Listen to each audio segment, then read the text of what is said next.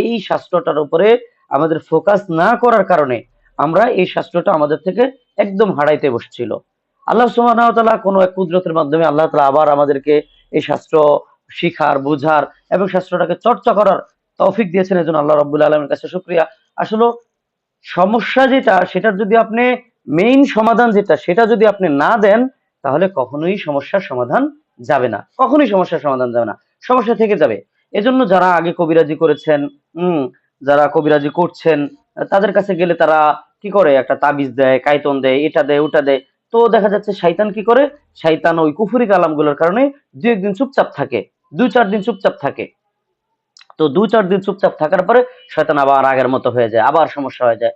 তখন আপনি যখন কবিরাজের কাছে যাবেন, কবিরাজ তখন বলবে কি, হ্যাঁ আপনাদের তাবিজ নষ্ট হয়ে গিয়েছে। তো কিভাবে তাবিজ নষ্ট হয়েছে, বলবে যে আপনারা হয়তো বা যে ঘরে বাচ্চা নতুন হয়েছে, আপনারা নতুন কোনো ঘরে গেছেন, বা মানুষ যেখানে মারা গিয়েছে সেখানে গিয়েছেন, বা শ্মশানের পাশ দিয়ে হাঁটছিলেন। এরকম অদ্ভুত অদ্ভুত কিছু জিনিস আপনাদেরকে তারা বলবে। হ্যাঁ, তো যাই হোক, তারা আবার নতুন তাবিজ দিবে, কতদিন পরে আবার শয়তান চুপ করে থাকার পর আবার শয়তান কাজ করবে। এরকম করতে করতে করতে সমস্যাগুলো দিনকে দিন বাড়তেই থাকে।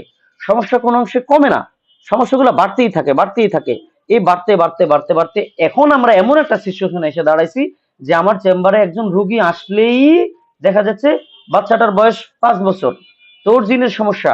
তো ওর হিস্টোরি টানতে টানতে দেখি যে বাচ্চার মাই বলে যে হুজুর আমার নানির সাথে তো সমস্যা দেখছিলাম, তার মার সাথেও না, বাচ্চার নানির সাথে জিনের সমস্যা ছিল। তো আমি বললাম যে তাহলে আপনার আম্মা? আম্মাকে তো কখনো দেখি নাই জিনের সমস্যা হইতে। বললাম যে দেখেন, জিন সবার সাথে তো এক ধরনের আচরণ করে না। যারা চালাক, যারা বুদ্ধিমান, যারা জাদুকর জিন, তাদের কাজ একরকম হয়। যারা পাতি মাস্তান, পাতি নেতা, গলির নেতা, তাদের কাজকর্ম এক ধরনের হয়।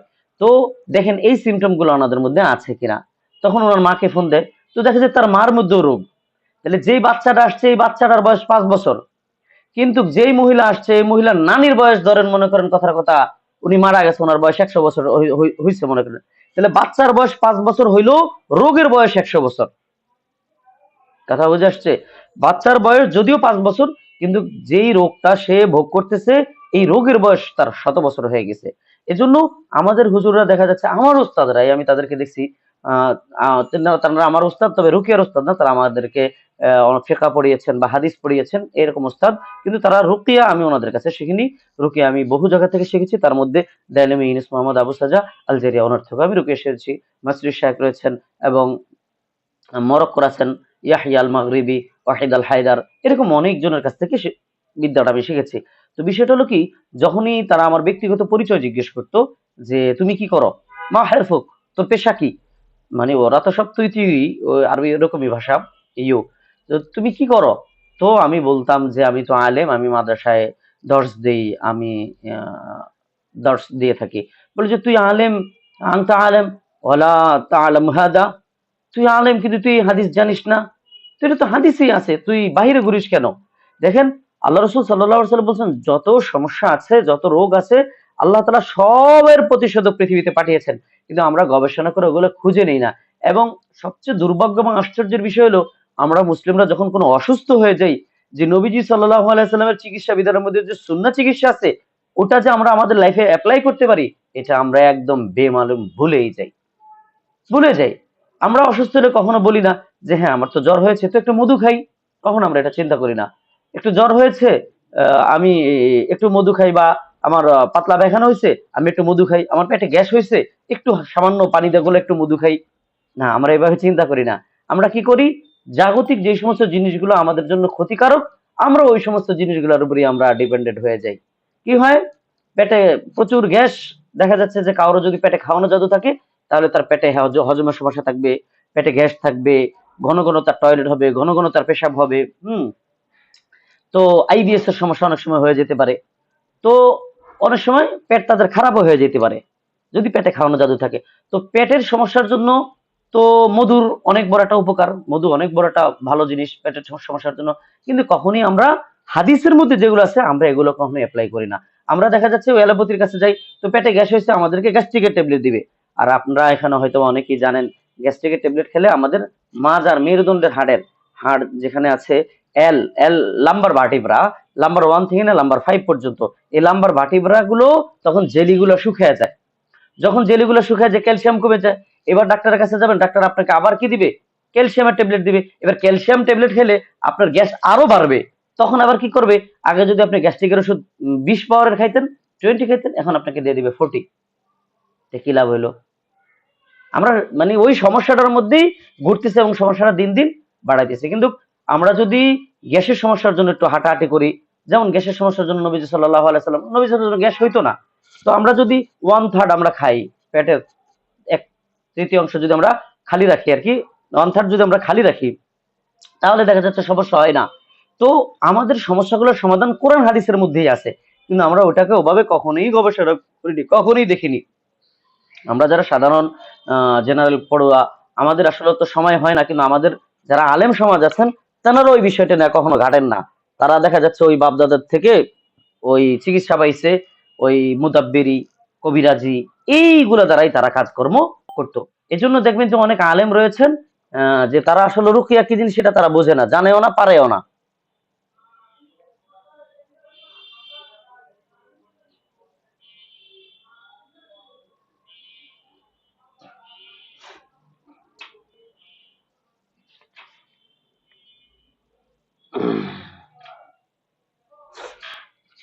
তারা জানেও না, পারেও না।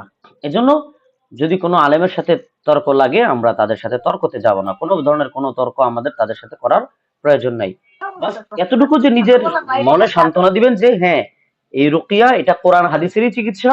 নবীজি সাল্লাল্লাহু আলাইহি ওয়াসাল্লাম এটা করেছেন, জিবরিল আলাইহিস সালাম নবীজি সাল্লাল্লাহু আলাইহি ওয়াসাল্লামকে করেছেন, নবীজি সাল্লাল্লাহু আলাইহি ওয়াসাল্লাম সাহাবাদেরকে করেছেন, সাহাবারা একে অপরদেরকে করেছেন। কিন্তু যুগ যুগ ধরে আমাদের এই বিদ্যাটা বিলুপ্ত হয়ে শয়তানের কাছে কিভাবে আশ্রয় চেতে হবে, তাবিজ কিভাবে লিখতে হবে, এটা কিভাবে করতে হবে, জিন কিভাবে আনতে হবে, ইত্যাদি ইত্যাদি ইত্যাদি নিয়ে আমরা পড়ে থাকি। এগুলা আসলে সবগুলাই গর্হিত কাজ। তো আমি এই জিনিসগুলো পড়তেছি আপনাদের লিয়াতমাইন্না কলবি, আপনাদের অন্তরকে প্রশান্ত করার জন্য। আচ্ছা, আমাকে কি দেখা যাচ্ছে ভিডিওতে? কেউ একজন একটু কমেন্ট মানে মেসেজ দিয়ে একটু জানেন আমাকে দেখা যাচ্ছে কিনা, কাইন্ডলি।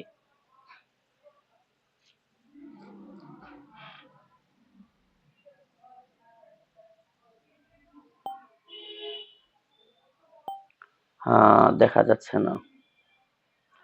এটা কেন দেখা যাচ্ছে না? আমি ক্লাসটা কেটে আমি আবার একটু জয়েন হচ্ছি।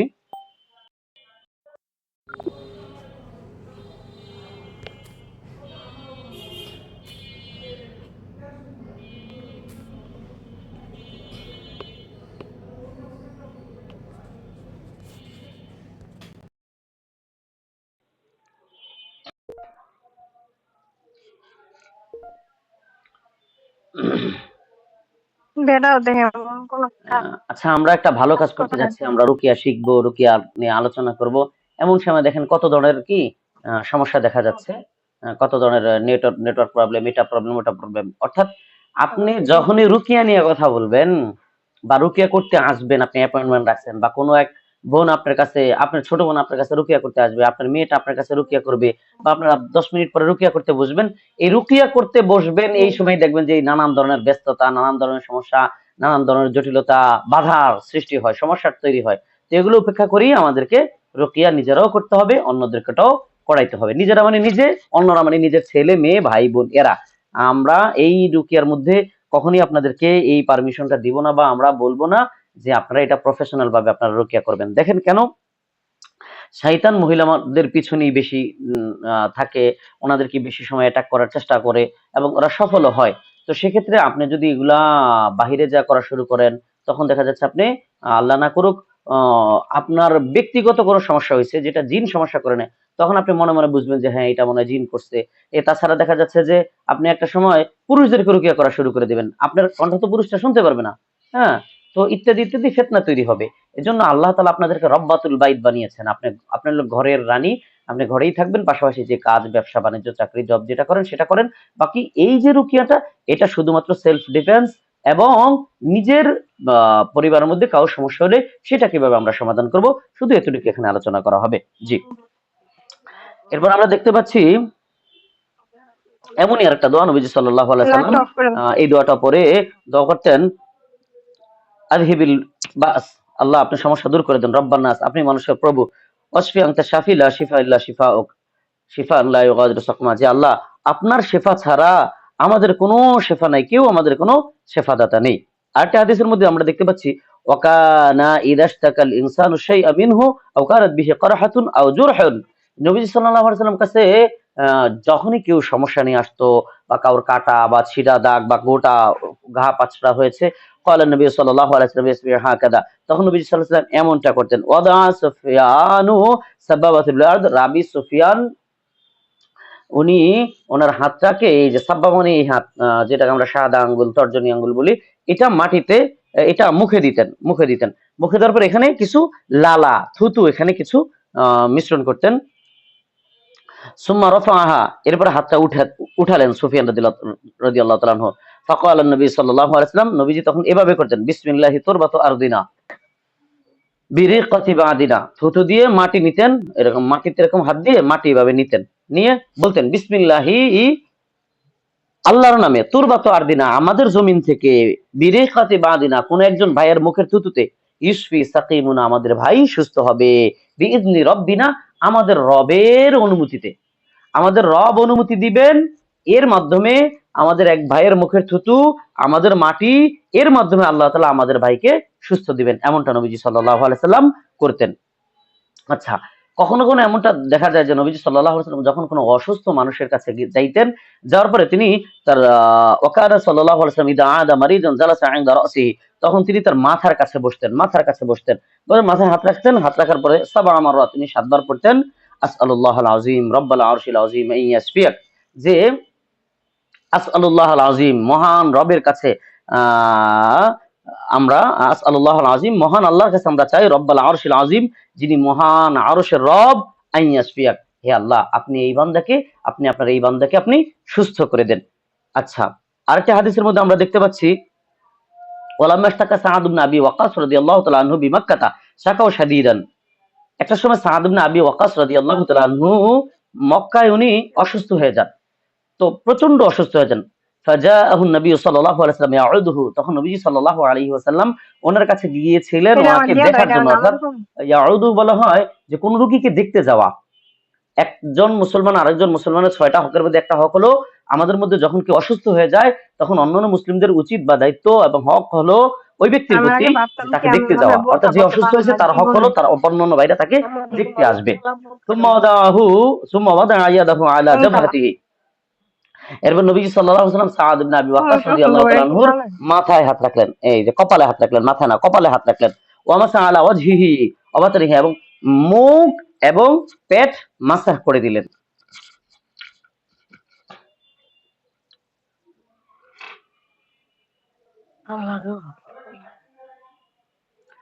জান্নাতুল বোন, আপনার এটা মিউট করা নেই, কাইন্ডলি একটু মিউট করে ফেলুন বোন।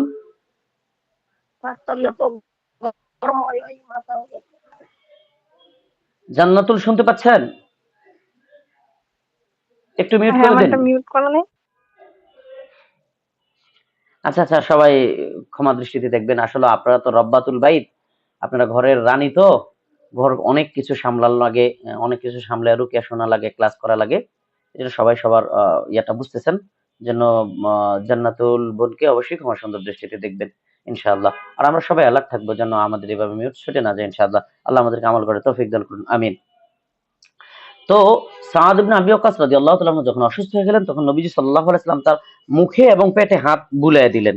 আমি আগেও বলেছি যে মুমিনের ডান হাতটা হলো একটা বরকত, অর্থাৎ নবীজি সাল্লাল্লাহু আলাইহি ওয়াসাল্লাম একটা হাদিসের মধ্যে বলেন সাল্লাল্লাহু আলাইহি ওয়াসাল্লাম, যে কোনো ভাই যদি তোমার অসুস্থ হয়ে যায়, তুমি তার কাছে যাও, যা তার মাথায় হাত রেখে দোয়া করো, যদি সে এই রোগে মারাও যায়, তারপরে সে মুমিনের হাতে যে বরকত থাকে এই বরকতটা নিয়ে সে মারা গেল, তাহলে আমাদের হাতের মধ্যে একটা বরকত থাকে। এর উদাহরণ আমি অনেক সময় এভাবে দেই যে যখন আপনার কোনো বিপদ হয় বা কোনো সমস্যা আপনি পড়েন, তখন দেখবেন যে কেউ যদি আপনার মাথায় হাত রেখে বলে যে বোন তুমি চিন্তা করো না, আম্মু তুমি চিন্তা করো না, খালামুনি তুমি চিন্তা করো না, আল্লাহ সব ঠিক করে দিবে, যদি আপনার মাথায় হাত দেয়, আপনার পিঠে একটু হাত দেয়, আপনাকে সান্ত্বনা দেয়, তখন দেখবেন যে অপরজনের এই হাতের স্পর্শটা আপনার কাছে অনেক ভালো লাগবে, কারণ আল্লাহ তাআলা এটার মধ্যে একটা রেডিয়েশন দিয়ে দিছে, যেটা আসলে একটা বরকত হিসাবে মুমিনদের জন্য কাজ করে। আচ্ছা, আল্লাহু আকবার। وكان من هدية النبي صلى الله عليه وسلم إذا دخل على مريض يعوده, নবীজি সাল্লাল্লাহু আলাইহি ওয়াসাল্লামের একটা সুন্দর অভ্যাস ছিল, যখনই কেউ অসুস্থ হয়ে যেতেন নবীজি সাল্লাল্লাহু আলাইহি ওয়াসাল্লাম তাকে দেখতে যেতেন এবং বলতেন ক্বালা লাহু যালিকা, তিনি তাকে বলতেন লা বাসা তাহুরুন ইনশাআল্লাহ, এই তোমার কিছুই হয়নি, তুমি সুস্থ হয়ে যাবা। দেখেন অনেক সময় হয় কি, একজন রুগী উনি তো ভেঙে পড়েন, মানসিকভাবে ভেঙে পড়েন। তো তার কাছে যা যদি আমরা উল্টা-পাল্টা, উল্টা-সিধা কথাবার্তা বলি, এগুলো তার মানবিক যে একটা শক্তি থাকে বেঁচে থাকার জন্য, নিজেকে পারফেক্ট রাখার জন্য এটাকে ভেঙে দেয়, এটাকে নষ্ট করে ফেলে। এটা চুরমার হয়ে যায়। তো এইজন্য কখনোই তার সামনে তার ক্রিটিক্যাল পরিস্থিতিগুলো বলা উচিত না। এগুলো আমরা সবাই জানি। বাকি এখানে আমরা যেটা বলতেছি সেটা হলো যে নবীজি সাল্লাল্লাহু আলাইহি ওয়াসাল্লামের আরেকটা কাজ ছিল, উনি তো কোনো দুঃসংবাদ দিতেনই না। উনার একটা কাজ ছিল, "এই তোমার কিছু হয় না, তুমি সুস্থ হয়ে যাবা।" এই রোগী যদি এই রোগে মারাও যায়, তারপরে এই যে সাময়িক সময় সে একটা কি পেলো, সান্ত্বনা পেলো। হ্যাঁ, তো ওই যে আমাদের বোন অমুক বোন বলছে তো আমার কিছু হয়নি, ও তো ভালো জানে, ও তো শিক্ষিত। এই যে আপনি একটা কথা বলেন, তাহলে দেখবেন যে তার যে হার্টবিট, তার শরীরের অন্যান্য অর্গান গুলো, তার মেন্টালিটি সবকিছু দেখবেন যে একটু ভালো ফিল করতেছে সে। এটাই নবীজি সাল্লাল্লাহু আলাইহি ওয়াসাল্লামের একটা সুন্নাহ। নবীজি সাল্লাল্লাহু আলাইহি ওয়াসাল্লাম বলতেন লা বাসা, কোনো সমস্যা নেই, তাহুরুন ইনশাআল্লাহ, তুমি আল্লাহর পক্ষ থেকে সুস্থ হয়ে যাবা, কোনো সমস্যা নাই। শফা ইনশাআল্লাহ, তাহর মানে শেফা, অবশ্যই তুমি সুস্থ হয়ে যাবা। তো এজন্য আমরাও এটা করার চেষ্টা করব।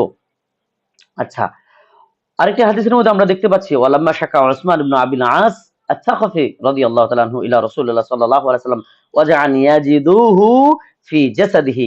ওসমান ইবনে আবিল আস রাদিয়াল্লাহু তাআলা আনহু যখন উনি একটা সমস্যা ভুগতেছিলেন, তার শরীরে একটা ব্যথা ছিল, শরীরের মধ্যে এই ব্যথাটা উনি পেতেন। মুনদু আসলামা, যখন থেকে তিনি ইসলাম গ্রহণ করেছেন তখন থেকে তার শরীরে এই ব্যথাটা ছিল। ফাকাল্লাহু সাল্লাল্লাহু আলাইহি ওয়াসাল্লাম, নবীজি সাল্লাল্লাহু আলাইহি ওয়াসাল্লাম তাকে বললেন, দা ইয়াদাকা আলাল্লাযী তাআল্লামা মিন জাসাদিক, তোমার শরীরে যেখানেই ব্যথা হয় তুমি ওই জায়গায় হাত রাখো। অকুল, এবং তুমি বলো বিসমিল্লাহি সালাসান, তিনবার বিসমিল্লাহ বিসমিল্লাহ বিসমিল্লাহ বলো। ওয়াকুল সাবআ মাররাত, এরপরে ৭ বার এই দোয়াটা পড়ো, আউযু বিল্লাহি ওয়া কুদরাতিহি মিন শাররি মা আজিদু ওয়া হাযিরু। এই হাদিসটি মুসলিম এর মধ্যে বর্ণনা করা হয়েছে, আন ওসমান ইবনে আবিল আস রাদিয়াল্লাহু তাআলা সাহাবা উনি। তাহলে দেখেন আমরা সর্বশেষ যে হাদিসটা তেলাওয়াত পড়েছি, আমরা এখানে একটু কথা বলি। হুম, এখানে মানে কেউ যদি না বুঝেন তাহলে আমাকে কমেন্ট মানে লিখে দিবেন, হ্যাঁ, কেউ যদি না বুঝেন, আর বুঝলে তো সবাই ঠিক আছে। আহ আমরা যেটা স্বাভাবিক জানি, হ্যাঁ, স্বাভাবিক আমাদেরকে আল্লাহ তাআলা যে জ্ঞানটা দিয়েছে, আমরা যদি আমাকে টিচার যদি আমাকে এখানে বাড়ি দেয়, থাপ্পড় দেয়, তাহলে আমরা এখানেই ব্যথাটা পাবো। কখনো এমন হবে না যে এখানে লাঠি দিয়ে আঘাত করার পরে এই ব্যথাটা সন্ধ্যাবেলা এখানে চলে আসছে, রাতের ব্যথা এখানে চলে আসছে, রাত ১২টা বা ১টার সময় এখানে চলে আসছে, এমনটা কিন্তু কখনোই হবে না। অর্থাৎ বা আপনি পড়ে গিয়েছেন, তো পড়ে যেয়ে এখানে ব্যথা পাইছেন, তো কখনোই এই ব্যথাটা কখনোই রাতের বেলা আবার এখানে যাবে না। ব্যথা মুভ করে না, ব্যথা কোনো জায়গায় যায় না, ব্যথা তার জায়গায় স্থির থাকে। হ্যাঁ, তো আমরা যারা শুনি উম যে আমাদের অনেকেই অভিযোগ করেন, বা আপনাদের মা বা বাবাকে দেখবেন যারা বার্ধক্যজনিত সমস্যা হোক বা এমনি স্বাভাবিক মানুষ অনেক সময় বলবে কি, "ও হুজুর ব্যথাটা কখনো এখানে থাকে, কখনো ব্যথাটা এখানে থাকে, কখনো ব্যথাটা এখানে থাকে, কখনো এখানে আসে।" আচ্ছা দেখেন, এটা আসলেও আপনি ডাক্তারের কাছে গেলে ডাক্তার অনেক সময় বলবে যে এটা বাতের ব্যথা। যদি মাথা বা অন্য কোথাও মাথা বলেন, সাধারণত বলবে যে সাইনোসাইটিস এর প্রবলেম, সাইনোসাইটের প্রবলেম বা মাইগ্রেনের প্রবলেম, এগুলো বলবে। আসল কথা কি জানেন? আপনি আমার কথাটা আজকে শুনেন, তারপরে পরে আস্তে আস্তে আপনার হজম হবে ইনশাল্লাহ। এখন হজম করাটা আপনার জন্য মুশকিল না, কিন্তু আমাকে তো ক্লাস এটা আপনাকে বলতে হবে, কারণ আমি সত্য প্রচার করে আমাকে সত্যটা বলতেই হবে। এগুলো আসলে বাতের ব্যথাও না, মাইগ্রেন বলতেও কিছু নাই, সাইনোসাইটিস বলতেও কিছু নাই, আর বাত বলতেও কিছু নাই। এগুলো মূলত হলো মানব শরীরে শয়তানের নড়াচড়া। মানব শরীরে শয়তান যখন যেখান দিয়ে যায়, যেখানে শয়তানগুলো অবস্থান করে, সেই জায়গাগুলোর ব্যথা। এই জন্যই নবীজি সাল্লাল্লাহু আলাইহি ওয়াসাল্লাম বলছেন, যেখানে তুমি ব্যথা অনুভব করো, শয়তানটা যেখানে আছে তুমি ওখানে হাত রাখো। ওখানে হাত রাখার পরে ৩ বার বলো বিসমিল্লাহ বিসমিল্লাহ বিসমিল্লাহ, আল্লাহর নামে আল্লাহর নামে আল্লাহর নামে। এরপরে ৭ বার বলো আউযু বিল্লাহি ওয়া কুদরাতিহি, আমি আল্লাহর কাছে তার কুদরতের মাধ্যমে সাহায্য চাচ্ছি, মিন শাররি মা আজিদু, যেই ব্যথা আমি এখানে পাচ্ছি তার থেকে, ও হাজুর, এবং এই ব্যথা থেকে আমি যে ভয় পাচ্ছি, আল্লাহ এই ব্যথা থেকে নাকি নাকি হয়ে যায়।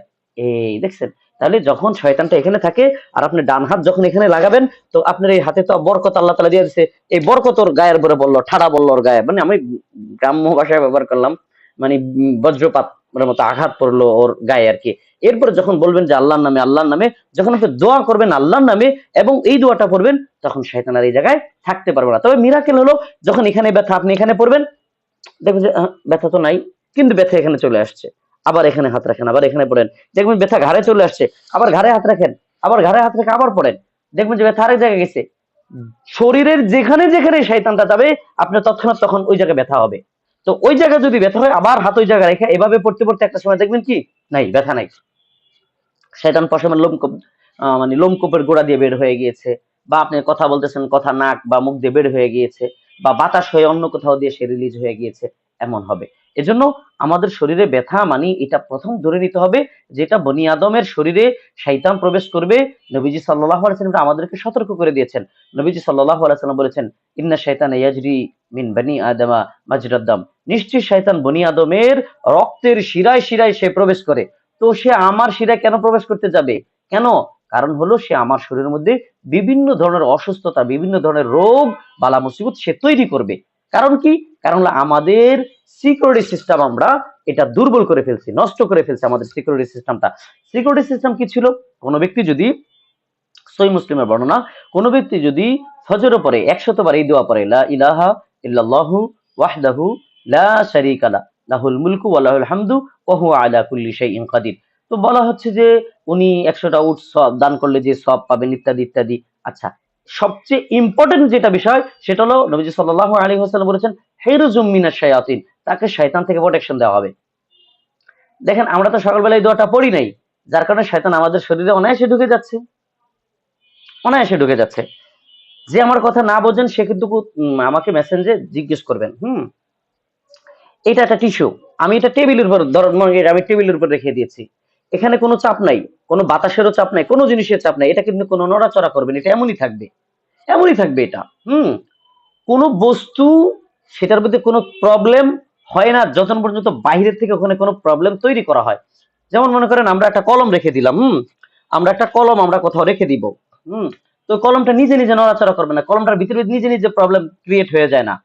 এখানে তৃতীয় কোনো একটা সমস্যা এখানে যা সমস্যা তৈরি করে। দেখেন এখান থেকে আমি বুঝাতে চাচ্ছি,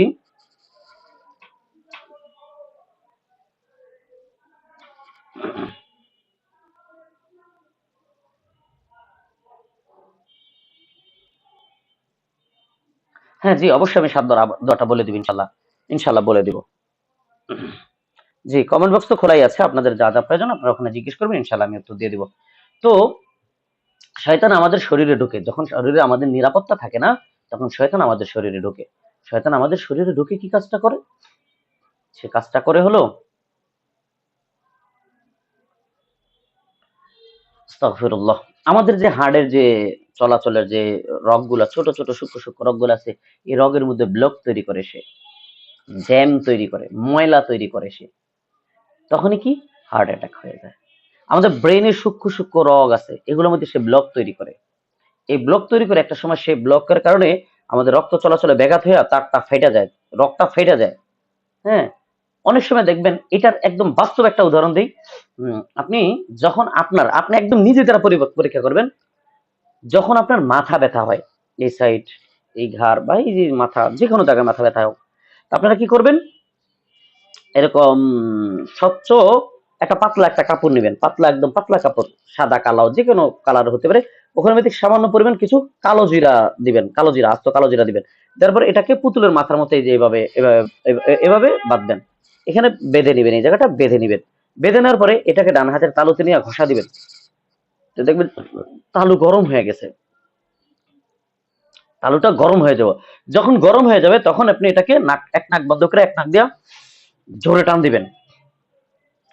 মানে জোরে টান দেওয়ার পরে তো আপনি মনে করেন যারা আছেন এখানে জানেন, তারা তো মনে মনে হাসতেছেন। জোরে টান দেওয়ার পরে কিন্তু আপনার এমন অবস্থা যে আপনি মনে হয় অজ্ঞান হয়ে যাবেন, এরকম পরিস্থিতি আপনার হবে। এই ঝাঁজটা আপনার নাকের ভিতরে দিয়ে আপনার ব্রেনের সূক্ষ্ম সূক্ষ্ম সূক্ষ্ম সূক্ষ্ম সূক্ষ্ম সূক্ষ্ম যেই নার্ভ গুলো আছে সব জায়গায় পাস করবে, এটাকে আস্তে আস্তে এটা পাস করবে। তখন আপনার ব্রেনের মধ্যে মনে হয় যে রিস্টার্ট মারা হইতেছে, অনেক কেমন ক্ষেপণাস্ত্র বাড়া যাচ্ছে ব্রেনের মধ্যে। অর্থাৎ এভাবে কয়েকবার মারার পরে দেখবেন যে আপনার ওই নাক দিয়া শ্লেষ্মা চলে আসবে এবং চোখ দিয়ে পানি চলে আসবে, চোখ দিয়ে পানি চলে আসবে। বদনজর রিলিজ হওয়ার একটা মাধ্যম হলো পানি চলে আসা। বদনজর রিলিজ হওয়ার একটা মাধ্যম হলো নামাজের মধ্যে হাই আসা। বদনজর রিলিজ হওয়ার একটা মাধ্যম হলো নামাজের মধ্যে দেখবেন যে কোরামুড়ি করবেন অনেক সময়, কেমন যেন শরীরটা গিরগিরাবে, তার মানে আপনি নামাজে দাঁড়াইতেছেন, আপনার শরীর থেকে বদনজর গুলো রিলিজ হচ্ছে। তো বদনজর অনেকভাবে রিলিজ হয়। তো একটা পদ্ধতি হলো চোখ দিয়ে পানি পড়া। যখন আপনি এই কালো জিরাটা টানবেন, 8-10টা টান দেওয়ার পরে দেখবেন যে এই জায়গা থেকে পুরাটা ক্লিয়ার হয়ে গেছে, শ্লেষ্মা বের হয়ে গিয়েছে এবং দেখবেন চোখ দিয়ে পানি চলে আসছে, আপনার বদনজরটা রিলিজ হয়ে যাচ্ছে। বদনজর চলে আসবে। অর্থাৎ এই জায়গাটায় আমার এই পাশটায় শয়তান বসেছিল, এটা চলে গেছে।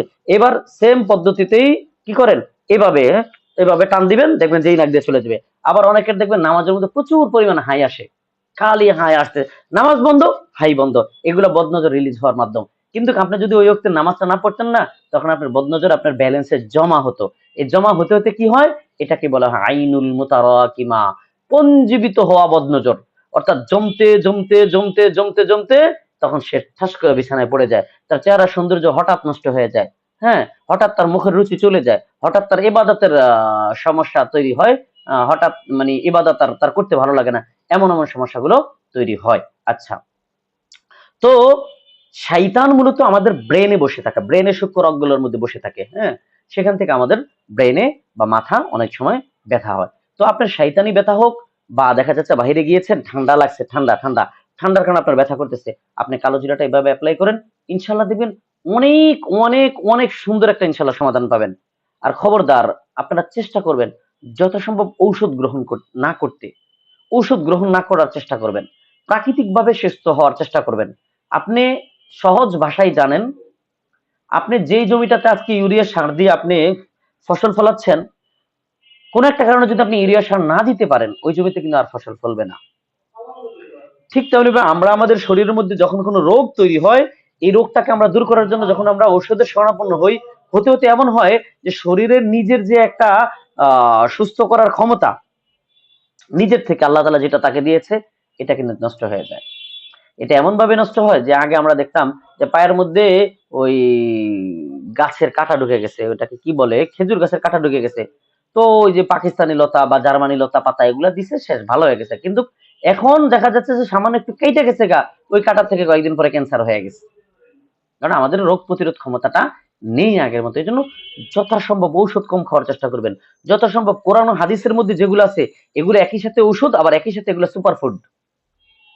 কোরআনে আপনাকে বলছে মধু খেতে, এটা শুধু ঔষধ না, এটা সুপার ফুড। আবার কোরআন আপনাকে দুধ খেতে বলছে, এটা শুধু ঔষধ না, এটা সুপার ফুড। মানে এর থেকে বড় কোনো খাবার হয় না, কারণ মধু, দুধ এগুলো জান্নাতি খাবার। এই জান্নাতি খাবারের একটা স্যাম্পল আল্লাহ তাআলা আমাদেরকে দুনিয়াতে দিয়েছেন শক্তি বর্ধনের জন্য। তো আচ্ছা, ঠিক আছে, তাহলে এক বোন প্রশ্ন করেছেন যে 7 বার যে দোয়াটা পড়তে হয় সেই দোয়াটা কি? আচ্ছা, এটা আমি এখন তো বলে দিচ্ছি, তারপর ক্লাস শেষে আপনি আবারও এখানে একটু প্রশ্ন করে রাখবেন, একটু নক দিয়ে রাখবেন যে ভাই আমাদেরকে দোয়াটা এখানে একটু লিখে দেন, তাহলে আমি অবশ্যই আপনাদেরকে লিখে দিব। আর আপনারা কি দ্বারা রুকিয়া করবেন, কখন কি পড়বেন, এটার জন্য আমি আপনাদেরকে তো শীট অবশ্যই দিব ইনশাআল্লাহ। একটু অপেক্ষা করতে হবে, ধৈর্য ধারণ করতে হবে, শুনতে হবে, এবং আমাদের সাথে চলার মতো মানসিকতা তৈরি করতে হবে। আমি যখন বললাম যে হ্যাঁ, ব্রেনের মধ্যে শয়তান বসে থাকবে, ওই আপনার ব্রেনে বসে থাকা শয়তানটাই আপনাকে বলবে এগুলাও কি সম্ভব, যা ইচ্ছা তাই দেখ, বক বক করতেছে, শয়তান আপনাকে ধোঁকা দিবে। আমি বললাম যে হার্টের ভিতরে আপনাকে শয়তান সমস্যা তৈরি করবে, ব্লক তৈরি করবে, আপনি বলবেন যে এ সব তো শয়তানি করতেছে, তো তার যে শয়তানি তো সুপার পাওয়ার না, শয়তান সুপার পাওয়ার না, আল্লাহ আমাদেরকে এতটুকু করার ক্ষমতা তাকে দিয়েছে, সে সুপার পাওয়ার না। হ্যাঁ, হাড়ে বসে থাকে। দেখেন তো আহ পবিত্র কোরআনে হার্টের সমস্যার জন্য কি চিকিৎসা দেয়া আছে? হার্টের সমস্যার জন্য দেয়া আছে জিকির, আলা বিযিকরিল্লাহি তাতমাইন্নুল কুলুব। হ্যাঁ, জেনে রাখো আল্লাহর জিকিরের মাধ্যমে তোমার আত্মা, হার্ট এটা প্রশান্তি লাভ করবে। যখন শয়তান এখানে সমস্যা তৈরি করে, হার্ট তো বাম পাশে, যখন শয়তান এখানে সমস্যা তৈরি করে, তখন আপনি যদি আল্লাহর জিকির করেন, শয়তান তখন পালাতে বাধ্য হয়ে যায়, সে চলে যায়, তখনই আপনার হার্ট সুস্থ হয়ে যাবে। হ্যাঁ, তখনই আপনার হার্ট সুস্থ হয়ে যাবে। এটা একটা অসাধারণ চিকিৎসা।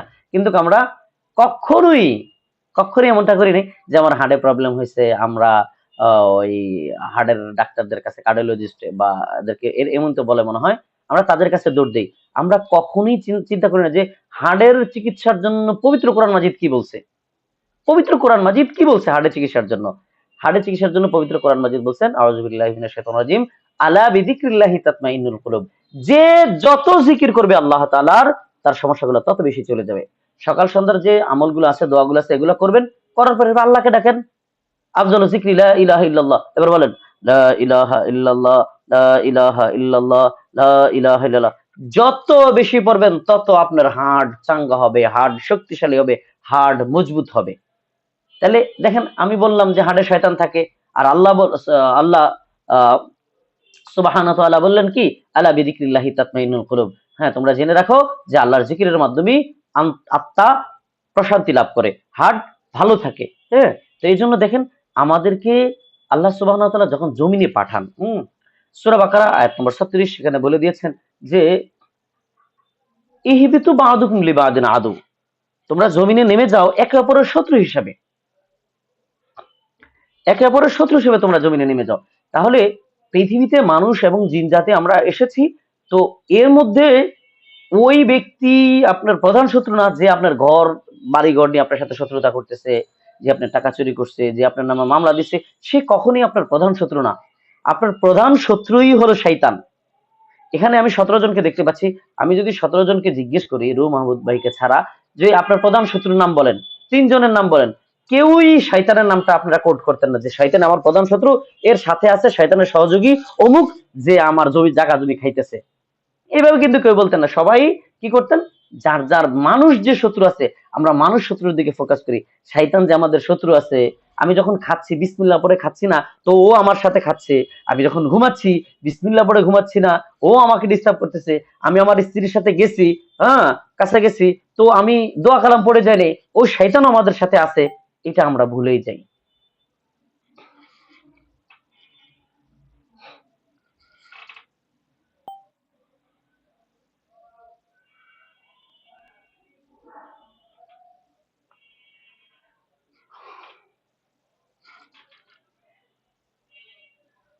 আচ্ছা আচ্ছা, জান্নাতুল বোন লিখেছেন বেশি দোয়া করলে অনেক সময় কলিজা ব্যথা করতো আগে, আবার আয়াতুল কুরসি পড়লে 10 বার মাথা সহ শরীর ভাইব্রেট করতো।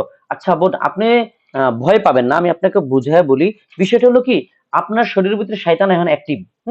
তো আয়াতুল কুরসিটা হলো বা দোয়া কালাম, এগুলো হলো আল্লাহ তাআলার ডাক, আল্লাহ তাআলার জিকির। তো আল্লাহ তাআলা এগুলোর মধ্যে আমাদেরকে সব জেনারেট করে, সব জেনারেট করে। যখন আমাদের সব জেনারেট হয়, যখন আমাদের নূর জেনারেট হয়, তখন আমাদের ভিতরে থাকা শয়তানটা তখন অস্থির লাগে, সে তখন প্রকম্পিত হয়ে ওঠে।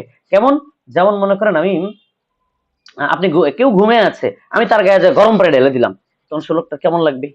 ঠিক তেমনি আমাদের বডিতে যখন শয়তান ঘুমিয়ে থাকে বা আশ্রয় গ্রহণ করে, যখন আমরা আল্লাহকে ডাকে আয়াতুল কুরসি পড়ি, তখন ও সজাগ হয়ে যায়, ও তখন মানে প্রকম্পন শুরু করে। ওই প্রকম্পনটাই আপনি আপনার শরীরের মধ্যে টের পান। তবে হ্যাঁ, মনে রাখবেন আপনার শরীরে যতটুকু ভাইব্রেশন হয় তার চেয়ে হাজার কোটি গুণ বেশি শয়তানের শরীরে ভাইব্রেশন হয়। ওর পরিপূর্ণ ভাইব্রেশনটা আপনি কখনোই পান না। বা শয়তান অনেক সময় হবে কি, দেখা যাচ্ছে ব্যথা করবে, কোরআনের আয়াত পড়লে ব্যথা করবে, তো শয়তানের তখন আরো প্রচন্ড ব্যথা করবে। যখন জিন মানুষের শরীর থেকে বের হয়, পা দিয়ে যদি বের হয়, পা দিয়ে বের হলে তখন ওই ভিক্টিমের প্রচন্ড কষ্ট হয়, মৃত্যুর মতো যন্ত্রণা হয় তার পায়ে, মানে পা গুলা কেটে ফেলতে পারলে সে বাঁচে। তো শয়তান মানে রোগীর যদি এতটুকু কষ্ট হয়, তাহলে শয়তানের আরো হাজার গুণ বেশি কষ্ট হয়। হ্যাঁ, তো আল্লাহ তাআলা তো আমাদেরকে আহ আল্লাহ তাআলার কাছে আশ্রয় চাইতে বলেছে। হ্যাঁ, তো শয়তানের কতটুকু কষ্ট হয়, কি কষ্ট হয়, এগুলো তো আল্লাহ তাআলা আমাদেরকে জানান নাই। আচ্ছা, গ্যাসের প্রবলেম অনেক, এমনকি এই প্রবলেমের কারণে মাথাও এফেক্ট হয়। আচ্ছা জি, গ্যাস তো মাথায় ওঠে, পুরো শরীরে যায়, এটা তো স্বাভাবিক। আমি কিভাবে বলি, একটা বেলুন, এটা মনে করেন একটা বেলুন, এই বেলুনটা এখানে রেখে দেন, এখানেই থাকবে। হ্যাঁ, এরপরে এই বেলুনটার মধ্যে যদি আপনি কি দেন, বাতাস দিয়ে দেন, এটা দেখবেন কি ব্যালেন্স ছাড়া হয়ে যাবো গা, ওর উপরের দিকে উঠে যাবো গা, এলোমেলো ডানা বামে চলে যাবে, পাতলা হয়ে যাবে এটা। তো আমাদের শরীরে যদি গ্যাস থাকে, এটা যে কোনো দিকে মুভ করতে পারে। আর সবচেয়ে বড় গ্যাস হলো জিন শয়তান, ওই শয়তানও থাকে আমাদের পেটের মধ্যে।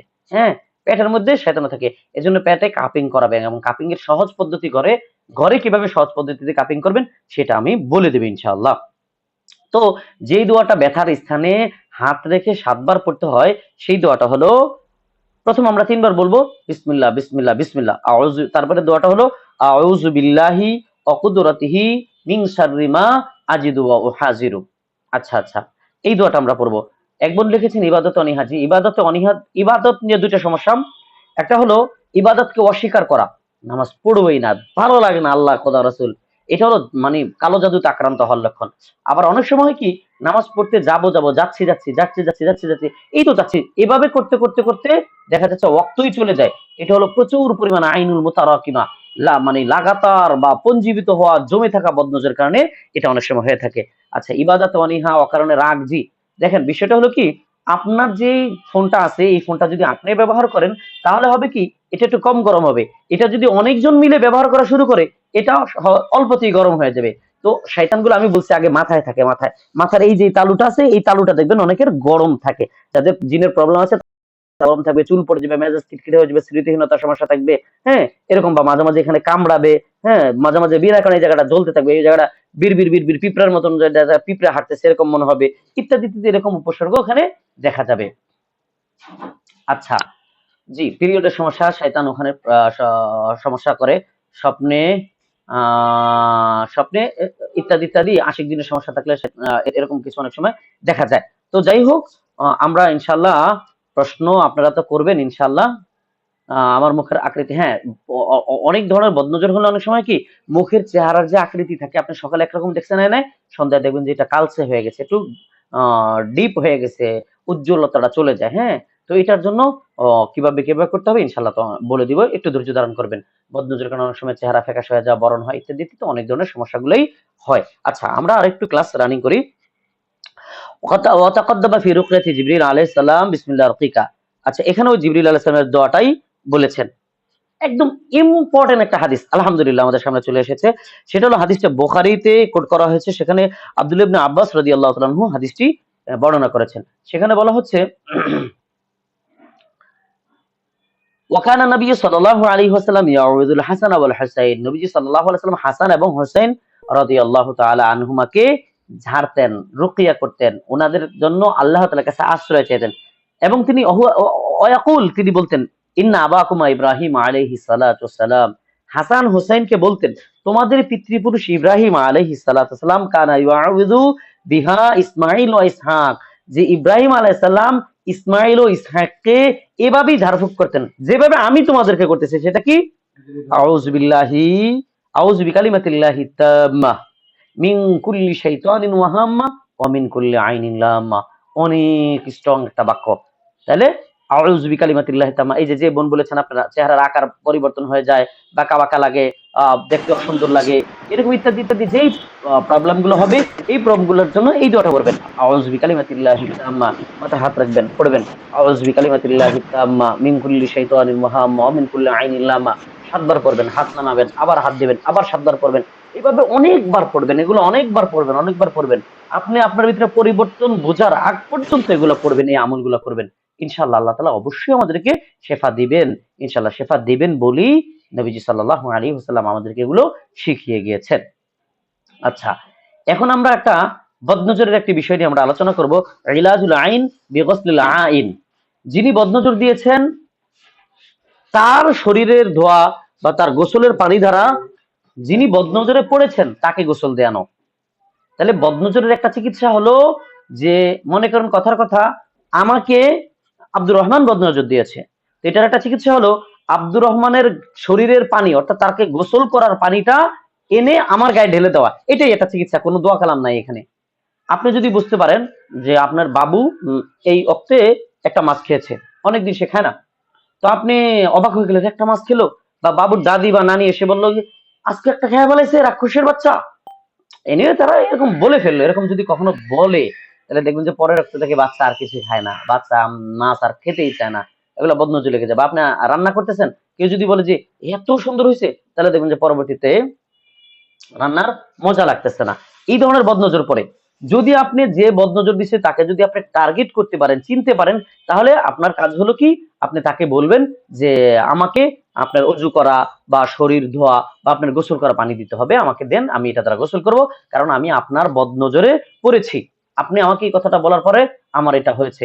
কেউ বিরিয়ানি রান্না করতেছে এবং উনি খুব ভালো রান্না করতে পারে, তো এই সময় যদি কেউ যায় এবং উলট পালট কথাবার্তা বলে, তখন দেখবেন যে আর হচ্ছে না, জিনিসটা নষ্ট হয়ে যাচ্ছে। কেউ সুন্দর পিঠা বানাচ্ছে, কেক বানাচ্ছে, তো সেটা করতেছে, কেউ একজন যে বদনজর দিছে, দেখবেন যে আর এটা হয় না, তখন কি করতে হবে, যে বদনজরটা দিছে তার শরীরের ধোয়া পানিটা দ্বারা ওই আক্রান্ত ব্যক্তিকে গোসল করাইতে হবে। তো আমি হাদিসটা পড়ছি এবং অনুবাদ করতেছি, আপনারা একটু সাথেই থাকেন ইনশাআল্লাহ। ওমর আমির ইবনে রাবিয়া রাদিয়াল্লাহু তাআলা আনহু, আমির ইবনে রাবিয়া উনি একজন সাহাবা, জালিলুল কদর সাহাবা, অনেক উঁচু মানের সাহাবা, হ্যাঁ। উনি যাচ্ছিলেন যাতা ইয়াউমিন, একদিন বিসাহাল ইবনে হুনাইফ, সাহাল ইবনে হুনাইফ বিখ্যাত সাহাবা, উনিও এই সাহাল ইবনে হুনাইফ রাদিয়াল্লাহু তাআলা আনহুর পাশ দিয়ে যাচ্ছিলেন। তো সাহাল ইবনে হুনাইফ রাদিয়াল্লাহু তাআলা আনহুর একটা বৈশিষ্ট্য ছিল এরকম, যে ওনার স্কিন ছিল মাশাআল্লাহ মাশাআল্লাহ মাশাআল্লাহ, মানে অনেক অত্যাধিক সুন্দর। এমনি আরবদের স্কিন তো অনেক সুন্দর অনেক সুন্দর অনেক সুন্দর। তো ওনার স্কিন ছিল অনেক সুন্দর। তো সাহাল ইবনে হানাফ রাদিয়াল্লাহু তাআলা আনহু যখন গোসল করতেছিলেন, এই গোসল করার সময় এই আমর ইবনে রবিয়া রাদিয়াল্লাহু তাআলা তার পাশ দিয়ে যাচ্ছিলেন। ফাকালা আলাম আরাকাল ইয়াউম ওয়ালা জিলদা মুখাব্বাআতিন, যে ভাই তোমার এই চামড়ার মতো চামড়া তো আমি জীবনও দেখি নাই। ফামা লাবিসা আন উলবিতা বিহি ফাউতিয়া বিন নবী সাল্লাল্লাহু আলাইহি ওয়াসাল্লাম। তো যখন সে বলছে যে তোমার এই চামড়ার মতো তো আমি চামড়া দেখি নাই, ওই লোকটা ঠাস করে অজ্ঞান হয়ে পড়ছে। মানুষের কথার কি তেজস্ক্রিয়া! এই যে কথার একটা তেজস্ক্রিয়ার একটা উদাহরণ দিই আপনাদেরকে। এখানে মনে করেন কথা কথা তামান্না বোন সর্বশেষ আমাকে প্রশ্ন করছেন। এখন আমি যদি তামান্না বোনকে প্রশংসা করি, যেমন আমি মনে করেন এই যে আমি প্রশংসা করতেছি, তামান্না বোন মাশাআল্লাহ শিকার খুব আগ্রহ আছে, উনি ওনার সমস্যাগুলো এখানে তুলে ধরেছেন এবং আমাদের থেকে সমস্যাগুলো জানতে চেয়েছেন এবং ওনার এই সমস্যাগুলোর মাধ্যমে আমাদেরকেও জানাতে চেয়েছেন, আল্লাহ ওনাকে বারাকা দান করুক মাশাআল্লাহ। এই যে আমি কথাগুলো বলছি, এতে তামান্না বোনের মনের মধ্যে একটা ভালো ফিলিংস কাজ করবে, ভালো একটা অনুভূতি তার একটা আসবে। এখন আসেন, এবার আমি যদি তামান্না বোনকে বলি, কিছু বকাঝকা দেই, যেমন তামান্না বোন আপনি আমার বড় বোন, অবশ্যই শ্রদ্ধেয়, আমি শুধু বোঝানোর জন্য লাস্টে আপনার নাম পেয়েছি, আমি এইভাবে বুঝাচ্ছি। তামান্না বোন উনি আসলে কিছুই বোঝে না, মানে আমি বদনাম করতেছি আপনার, দেখবেন আপনার মনটা খারাপ লাগবে। তামান্না বোন উনি কিছুই বোঝেন না, উনি ক্লাসের মধ্যে বিভিন্ন ধরনের প্রশ্ন করতেছে, মানুষকে বিঘ্নিত করতেছে। এই যে দেখেন এই কথাটুকু, সামনে আমি যাব না, এই কথাটুকু আমি বলছি, ওনার মনটা কিন্তু খারাপ লাগছে। তাহলে মানুষের কথার একটা কি আছে, প্রভাব আছে। প্রশংসা করলেও একটা প্রভাব পড়ে, খারাপ বললেও একটা প্রভাব পড়ে। আমি শুধুমাত্র এইটুকু তারা বুঝাতে চেয়েছি, মানুষের কথার প্রভাব। তো যখন মানুষ বদনজর দেয়, তখন কথা এবং চোখের একটা রিয়াকশন যায় ওই ব্যক্তির উপরে পড়ে, তখন ওই ব্যক্তি আর দাঁড়ায় থাকতে পারে না, তখন দেখা যাচ্ছে সে পড়ে যায়। তো সাহাল ইবনে হানাফ রাদিয়াল্লাহু তাআলার ক্ষেত্রে এমনটা হয়েছিল। তখন সাহাল ইবনে হানাফ রাদিয়াল্লাহু তাআলাকে নবীজি সাল্লাল্লাহু আলাইহি ওয়াসাল্লামের কাছে নিয়ে যাওয়া হয়েছিল। তো নবীজি সাল্লাল্লাহু আলাইহি ওয়াসাল্লামের কাছে যখন নিয়ে যাওয়া হয়েছিল, তখন সাহাবারা বলল যে ইয়া রাসূলুল্লাহ, আমর ইবনে রবিয়া এমন এমন কথা বলেছে। তখন আমর ইবনে রবিয়াকে ডাকা হলো এবং তখন তিনি বললেন, তুমি কি তোমার ভাইকে হত্যা করে ফেলবে? তুমি কেন মাশাআল্লাহ বললে না? যাও, তোমার হাত পা ধোয়া, এমনকি তোমার কাপড় ধোয়া, মানে আমাদের সতরের ভিতরে আমাদের যতটুকু ঢেকে রাখা ফরজ, এগুলোর ভিতরে যা যা থাকে সবকিছু ধোয়া, ওই ধোয়ানোর পরে ধৌত করে ওই পানিটা সাহাল ইবনে হানাফ রাদিয়াল্লাহু তাআলা গায়ে ঢেলে দিয়েছেন। সাহাল ইবনে হানাফ রাদিয়াল্লাহু তাআলা তৎক্ষণাৎ সুস্থ হয়ে গিয়েছেন। তাহলে আমরা বুঝতে পারি যে কোনো ব্যক্তি যদি আমাদেরকে বদনজর দেয়, তাহলে দ্রুতত শেফা পাওয়ার জন্য ওই ব্যক্তির থেকে পানি এনে যদি ভিকটিমকে গোসল দেন, তাহলে দেখবেন যে ইনশাআল্লাহ আল্লাহ তাআলা দ্রুত সুস্থ করে দিয়েছে। আমার ঘরে কখনো যদি দেখি যে আমার বাচ্চারা এটা খাচ্ছে না ওটা খাচ্ছে না, আমি তৎক্ষণাৎ যেটা করি যে আমার ঘরে যারা যারা আছে সবার হাত ধোয়া পানি একত্র করি, একত্র করার পরে আমার বাচ্চাটাকে গোসল দিয়ে দিই। আলহামদুলিল্লাহ, আলহামদুলিল্লাহ, আমি অনেকবার এরকম উপকার পেয়েছি এবং আপনাদের ঘরে যদি এরকম হয় আপনারা এমনটা করবেন। নবীজি সাল্লাল্লাহু আলাইহি ওয়াসাল্লাম আরেকটি হাদিসের মধ্যে বলেছেন, ওয়াকালা সাল্লাল্লাহু আলাইহি ওয়াসাল্লাম আল আইনু হক। নবীজি সাল্লাল্লাহু আলাইহি ওয়াসাল্লাম বলেছেন যে বদনজর হলো সত্য একটি বিষয়। ওয়ালাউ কানা শাইউন সাবাকাল কাদার, যদি তাকদীরের আগেও কোনো জিনিস চলে যেতে পারতো, সাবাকাতুহুল আইন, মানুষের বদনজর চলে যেত। ওয়া ইযা ইসতুগসিলতুম ফাগসিলু, যখনই কোনো ব্যক্তি তোমাদের কাছে বদনজর থেকে পরিত্রাণ পাওয়ার জন্য, আবার আবার কথাটা বলি, যখন কোনো ব্যক্তি বদনজর থেকে পরিত্রাণ পাওয়ার জন্য তোমার কাছে পানি চাবে, তুমি তাকে পানি দিতে বাধ্য থাকিবে, গোসলের পানি দিতে বাধ্য থাকিবে। এজন্য বদনজর থেকে বাঁচার জন্য, তড়িৎভাবে বাঁচার জন্য যিনি বদনজর দিয়েছেন, তাকে বুঝিয়ে জিনিসটা বলে, হাদিসের কথা বলে, তার থেকে পানি এনে যদি ভিকটিমকে গোসল করেন, তাহলে তৎক্ষণাৎ শেফা পাবেন। আর যদি তাকে রুকিয়া করেন, তাহলে একটু দেরি হবে, একটু সময় নিবে সুস্থ হইতে, স্বাভাবিক হইতে, তবে অবশ্যই সুস্থ হবে। জি, তামান্না বোন লিখেছেন, আমার ছেলে রাতে ওঠে, দৌড়ায় আর অচেনা ভাষায় কথা বলতে থাকে। আমার রাতে ঘুমের মধ্যে কেউ গলা টিপে ধরে, নিঃশ্বাস বন্ধ হয়ে যায়, লিভার আর ফুসফুসে ব্যথা। জি, আমার মেয়ে টয়লেট থেকে 10 মিনিট ধরে বের হয় না। এগুলো, জি, এগুলো আপনার পারিবারিক ভাবে জাদুতে আক্রান্ত হওয়ার লক্ষণ বোন, এগুলো পারিবারিক ভাবে জাদুতে আক্রান্ত হওয়ার লক্ষণ। আর আপনার মেয়ের বিষয়টা পরে, আপনি নিজে মূলত মেইন আক্রান্ত। আমি জানি না আপনার পূর্বপুরুষদের কাউ আক্রান্ত আছেন কিনা, যদি আপনার যে সমস্যাগুলো আপনি লিখতেছেন এগুলো যদি তাদেরও থাকে, তারাও আক্রান্ত ছিলেন, হ্যাঁ আপনি নিজে আক্রান্ত, তবে হ্যাঁ আপনার থেকে আপনার বাচ্চারা পেয়েছে এবং এগুলো আস্তে আস্তে বাড়তেই থাকবে। তবে আপনি সম্ভব হয়তো আশিক জিন দ্বারা আক্রান্ত। যদি আপনি আশিক জিন দ্বারা আক্রান্ত থাকেন, তাহলে আপনার সাথে কিছু সিমটম এরকম হতে পারে যে আপনি ঘুম থেকে ওঠার পরে কখন আপনার শরীরে আঁচড়ের দাগ দেখবেন, বা কোনো ফিজিক্যাল টাইপের কোনো কাজ স্বপ্নের মধ্যে করতে দেখবেন এবং সেটাতে পরিতৃপ্তিও উপভোগ করবেন। বা দেখা যাচ্ছে মাথায়, আমি আসলে বোঝার জন্য বলতেছি, আপনারা কেউ আমার কথাগুলো অন্যভাবে নেবেন না। আমাকে যে শব্দটা যেভাবে বলতে হবে আমি ওভাবেই বলবো, আমাকে মাফ করবেন, এটা আমার চিকিৎসার জন্য বলতে হচ্ছে। অনেক সময় দেখবেন যে আপনার ব্রেনে অনিচ্ছা সত্ত্বেও অশ্লীল পর্নোগ্রাফি টাইপের চিন্তা ভাবনা বা পরপুরুষ বা সমলিঙ্গ আরেকজন মেয়ে দেখলেও আপনার ব্রেনে দেখবেন যে এরকম যদি কাজগুলো হয়, এরকম অশ্লীল চিন্তা ভাবনাগুলো যদি আপনার মাথায় আসে, তাহলে আপনি বুঝে নেবেন যে আপনি আশিক জিনে আক্রান্ত। হ্যাঁ, বা দেখা যাচ্ছে অনেক সময় আপনার হাজবেন্ডকে সামান্য কারণে মানে মেজাজ খিটখিটে হয়ে যাবে তার সাথে, সামান্য বিষয় নিয়ে তার সাথে অনেক টুংটাং হয়ে যাবে, দেখা যাচ্ছে পরে আপনার মন খারাপ হয়ে যাবে, আপনি তখন ভাববেন যে আসলে এই সামান্য বিষয় নিয়ে আমি ওনার সাথে এতটা ঝগড়া করছি, আসলে আমার তো উচিত হয় না, আমি তো বাড়াবাড়ি করে ফেলছি। তখন দেখবেন আপনি এগুলো বুঝতে পারবেন। বা অনেক সময় স্বামীর স্পর্শটাকে আপনার কাছে অস্বস্তিকর মনে হবে মাঝে মাঝে। যদি এই ধরনের প্রবলেম গুলো আপনার মধ্যে থাকে, তাহলে বা এগুলোর কয়েকটা থাকে যেগুলো আপনি লিখেছেন, এগুলোর সাথে যদি এগুলো থাকে, তাহলে আপনি বুঝে নেবেন আপনি আশিক জিনে আক্রান্ত আছেন। যদি আপনি আশিক জিনে আক্রান্ত থাকেন, তাহলে অবশ্যই অবশ্যই চেষ্টা করবেন নিজে এবং ফুল ফ্যামিলি সহ অনেকগুলো সেশন রুকিয়া নিতে, অনেকগুলো সেশন রুকিয়া নিতে, অনেকগুলো সেশন রুকিয়া রাকিব থেকেও নিবেন, নিজেরাও রুকিয়া করবেন। আর আপনি যে সমস্যাগুলোর কথা লিখলেন, এই সমস্যাটা শুধুমাত্র আপনারা বাসায় বসে বসে রুকিয়ার মাধ্যমে পরিত্রাণ পাওয়াটা অনেকটাই মুশকিল। এজন্য কোনো অভিজ্ঞ রাকির শরণাপন্ন হবেন অবশ্যই, ইনশাল্লাহ আশা করি। আর আমি আশিক জিনের যে বাকি আলামত গুলো বলছি, এগুলো যদি আপনার মধ্যে না থাকে, তাহলে সম্ভবত আশিক জিন নাও হতে পারে। আশিক জিনের আরেকটি লক্ষণ হলো সাপের আতঙ্ক থাকে, টয়লেটে গেলে মনে হচ্ছে যে সাপ, বা দেখা যাচ্ছে বিছানায় শুইতে গেছে, লাইট অফ করে দিছে, হাতটা যেখানে আছে সেখানে রাখতেছে, কারণ বাহিরে নিলে মনে হচ্ছে যে পাশে একটা সাপ আছে। এরকম সাপের একটা আতঙ্ক তাদের বডির ভিতরে কাজ করে যখন রোগীর ভিতরে সাপ জাতীয় শয়তান থাকে। তো আল্লাহ তাআলা আমাদেরকে হেফাজত করুন। আর ইনশাআল্লাহ আপনারা কিভাবে রুকিয়া করবেন, কোন কোন আয়াত দ্বারা, কোন কোন দোয়া দ্বারা। আমি স্বপ্নে সাপ দেখেছি, স্বপ্নে সাপ দেখা এটা হলো কালো জাদুর অন্যতম একটা লক্ষণ। অর্থাৎ কেউ যদি স্বপ্নে সাপ দেখে, তাহলে সে কালো জাদুতে আক্রান্ত, এটা 100%। কারণ হলো কি, কারণ হলো যেই শয়তানগুলো আমাদেরকে অ্যাটাক করে, জাদুর খাদেম হয়, ওরা সব সাপ জাতীয় হয়। অর্থাৎ কাউকে যদি মানে 100 জন মানুষকে যদি জিনে ধরে, তার মধ্যে 99.99 জনকেই ধরবে সাপ জাতীয় জিন। এবং আপনারা সবচেয়ে মজার বিষয় হলো কি জানেন, আমার কথাটা অন্যভাবে নিবেন না, গবেষণা করবেন। আর আমি ভুলও হতে পারি, হ্যাঁ, আমি এই কথা যেটা বলবো এটা তার কোরআনের কথা বলতেছি না, এখন যেটা বলবো আর কি, এটা ভুলও হতে পারে। স্বপ্নে সাপ জাতীয় জিন দেখা মানে হলো কালো জাদুতে আক্রান্ত হওয়া। অর্থাৎ সাপ জাতীয় জিনগুলি আমাদেরকে সমস্যা করে, কিন্তু আমাদের এক প্রকার ঔষধ আছে, যে ঔষধের লোগোটাই হলো সাপ। বুঝতে পেরেছেন? আমাদের বিভিন্ন ওষুধ থাকে না, হামদর্দ, অ্যালোপ্যাথি, আয়ুর্বেদ, এই সেই বিভিন্ন ওষুধ থাকে না, এই ওষুধের এক প্রকার ওষুধ আছে, ওই ওষুধের লোগোটাই হলো দুইটা সাপ। কেন সাপ দেয় তারা, আল্লাহই ভালো জানে। নাকি কালো জাদু টাদু খাওয়াটা এক কিনা আল্লাহই জানে, আল্লাহই ভালো জানে। আপনারা এই বিষয়টা না গবেষণা করবেন।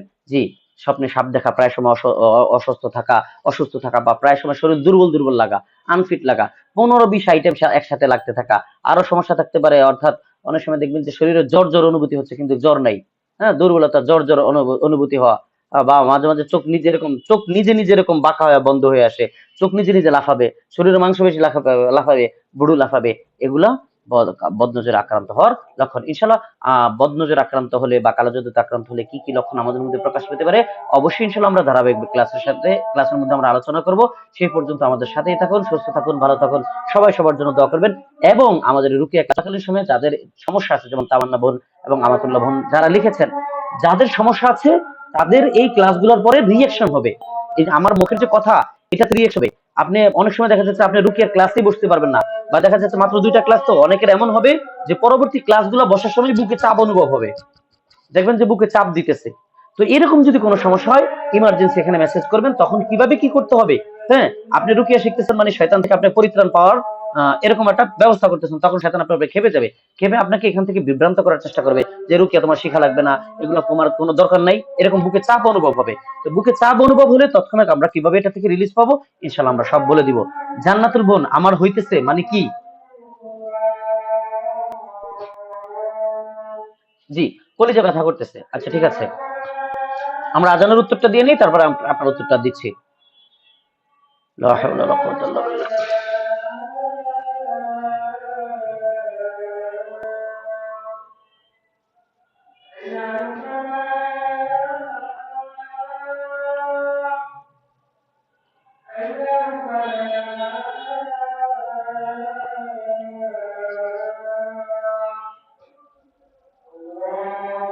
আল্লাহু আকবার, আল্লাহু আকবার।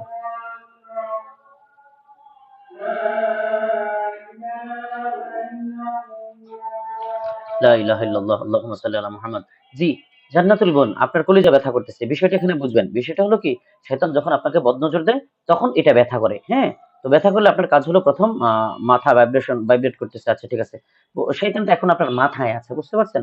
শয়তানটা এখন আপনার মাথায় আছে, এই যে আমি যে কথাগুলো বলছি, এই কথাগুলো বারবার শয়তান শয়তান বলার কারণে ও সজাগ হয়ে গেছে, ও সজাগ হয়ে আপনাকে ডিস্টার্ব করতেছে। কোনো ভয়ের কিছু নেই। আপনি যদি পাশে কেউ থাকে, নাচ ফালাকে ক্লাস এগুলো পড়বেন। তবে হ্যাঁ, বুক এই জাতীয় এখান থেকে নিয়ে এই বুক এইটার মধ্যে যদি কোনো প্রবলেম তৈরি করে, এখান থেকে নিয়ে এটার মধ্যে যদি কোনো প্রবলেম তৈরি করে, ওই জায়গায় হাত রাখবেন। হাত রাখার পরে চোখ বন্ধ করে ততক্ষণ পর্যন্ত এই আয়াত পড়বেন যতক্ষণ পর্যন্ত সমস্যা না যাচ্ছে। সমস্যা যেতে হবে হাত দেন, করেন। আউযু বিল্লাহি মিনাশ শাইতানির রাজিম। ওয়া মিন শাররি হাসিদিন ইযা হাসাদ। ওয়া মিন শাররি হাসিদিন ইযা হাসাদ। ওয়া মিন শাররি হাসিদিন ইযা হাসাদ। যতক্ষণ সমস্যা না যাবে ততক্ষণ আপনি পড়বেন।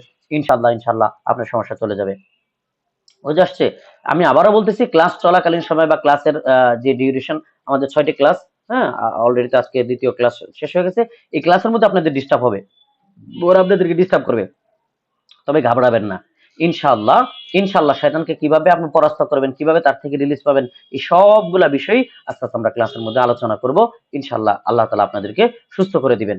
আচ্ছা, এখানে যারা রুকিয়া শিখতেছেন, এদের মধ্যে যদি কেউ হঠাৎ অসুস্থ হয়ে পড়েন আমাদের কোর্স চলাকালীন সময়ে, তাহলে আমার হোয়াটসঅ্যাপ নাম্বার যেটা আছে সেখানে আমাকে নক করবেন যে আমি আপনার ব্যাচের ছাত্রী, আমার সাথে এমনটা হচ্ছে, আমার সমস্যা হচ্ছে।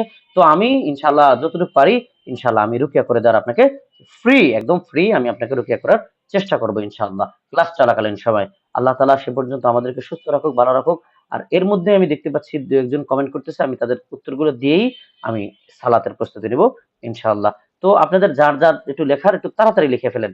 আর কেউ মন খারাপ করবেন না যে এখনো কিছু শিখতে পারলাম না কেন, ওটা হলো না কেন, এটা হলো না কেন, হ্যাঁ? এগুলো না কোনো মন খারাপ করবেন না।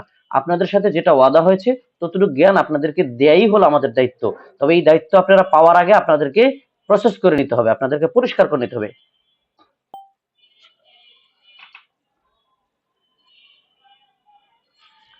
শায়েখ বেশি কোর্স নিয়ে শিখে ঘরে করতে পারবো না।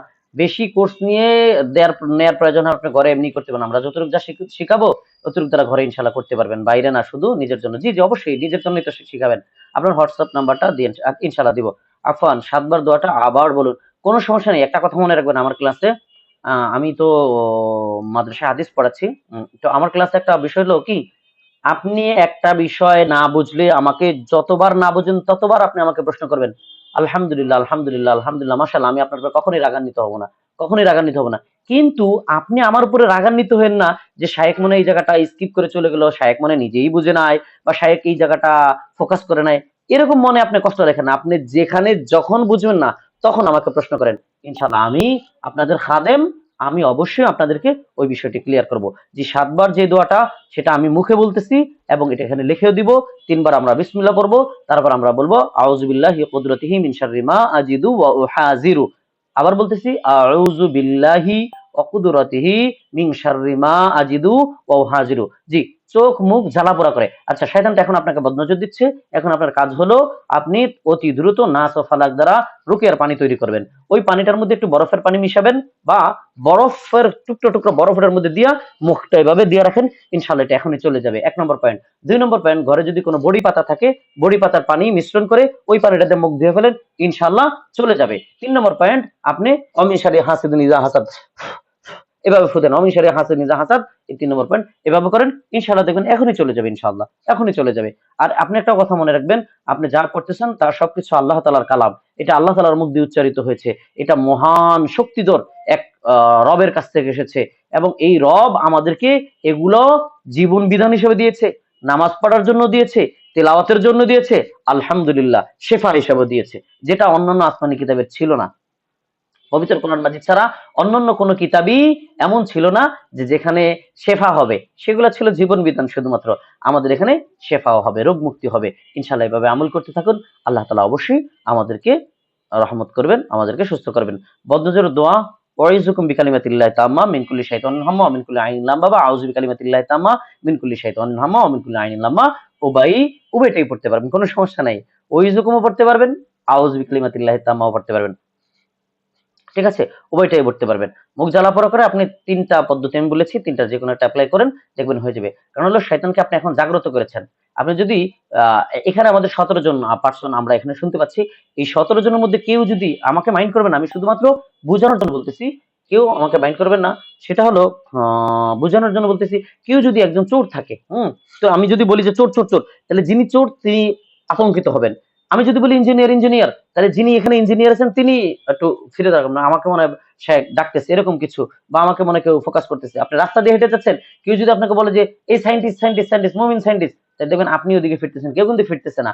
তার মানে কি? তার মানে হলো যেই ব্যক্তির নামটা নেওয়া হয় ওই ব্যক্তি তখন একটা আতঙ্ক তার মধ্যে চলে আসে। ঠিক তেমনিভাবে আপনাদের যাদের সমস্যা হচ্ছে তাদের শরীরের ভিতরে থাকা শয়তানগুলো এই নামগুলো শুনে এবং তারা তাদের সমস্যাগুলো তারা বুঝতে পারতেছে যে আমাদের তো চলে যাবার সময় চলে আসছে, আমাদের তো সমস্যা হচ্ছে, তখন তারা এই সমস্যাগুলো করে এবং তারা জানান দেয় যে আমরা তোমাদের বডিতে আছি। তো ওইভাবে আল্লাহ তাআলার কাছে আশ্রয় চান, ইনশাআল্লাহ আল্লাহ তাআলা ঠিক করে দিবে।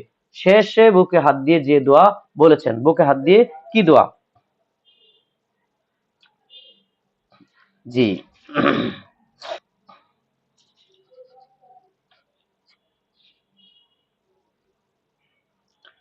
আস্তাগফিরুল্লাহ আস্তাগফিরুল্লাহ আস্তাগফিরুল্লাহ আস্তাগফিরুল্লাহ।